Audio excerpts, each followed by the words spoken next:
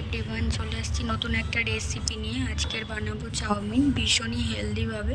দেখতে থাকো। এর জন্য কি করি, একটু আলু কুচি নিয়েছি, গাজর কুচিয়ে নিয়েছি, ধুয়ে নেব, একটা ডিম দেবো এবং দুটো কাঁচা লঙ্কা দেবো। পরিমাণ মতোই কাঁচা লঙ্কা দেবো। মেনলি এটা বানানো আজকের আমার মেয়ের জন্য। ও যে সবজিগুলো পছন্দ করে সেগুলোই দিয়েছি। আপনারা চাইলে এতে অনেক রকম সবজি অ্যাড করতে পারেন, যেমন মটরশুঁটি, বিনস, এগুলো অ্যাড করতে পারেন।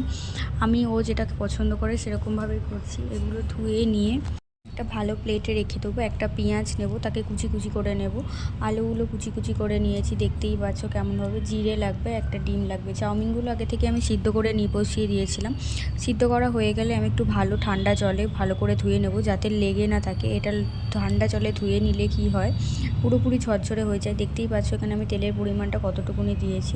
এর উপরে আমি জিরে দিয়ে দিয়েছি। এইটুকুনি তেলেই আমি রান্না করব, কারণ যেহেতু বাচ্চার জন্য, আর বেশি তেল খাওয়া একদমই স্বাস্থ্যকর না। কড়াটা একটু হিট হলে আমি আগে থেকে যে আলুটা গাজরটা কুচিয়ে রাখছিলাম সেটা দিয়ে দেবো। দিয়ে একটু নুন দেবো পরিমাণ মতো। আমি একেবারেই নুনটা দিয়ে দিলাম, আর একেবারেই হলুদটা দিয়ে দেবো। আর এর মধ্যে নুন বা হলুদ কোনো কিছুই আর ইউজ করব না। নিয়ে ভালোভাবে নেড়ে চেড়ে নিলাম। হলুদের পরিমাণটাও একদমই কম দিয়েছি, খুব একটা বেশি দিইনি। আর এটা ভালোভাবে নেড়ে চেড়ে নিয়ে ভালো করে ঢাকা দিয়ে সিদ্ধ করব। ঢাকা দিয়ে সিদ্ধ করলে কি হবে, একটু তাড়াতাড়ি সিদ্ধও হয়ে যাবে। তবে একদমই লো ফ্লেমে, হাই ফ্লেমে করবে না, তাহলে নিচ থেকে ধরে যাওয়ার কারণ হতে পারে, ধরে যেতে পারে, পুড়ে যেতে পারে। সেই জন্য তারপরের পর কুচানো যে পেঁয়াজটা ছিল, সেই কুচানো পেঁয়াজটা আমি ওর উপরে দিয়ে দেবো।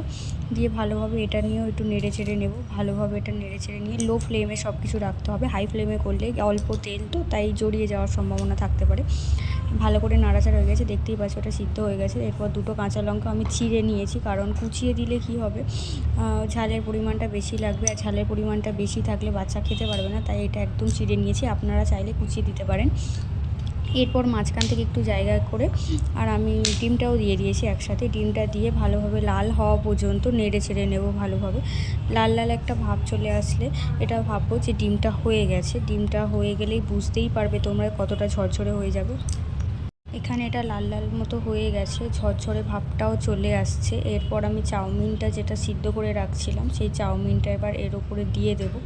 চাউমিনটা ধুয়ে রাখছিলাম যে চাউমিনটা, সেটা দিয়ে দিয়েছি এর উপরে। চাউমিনটা দিয়ে পুরোপুরি দিয়ে এটা ভালোভাবে নেড়ে চেড়ে নেব।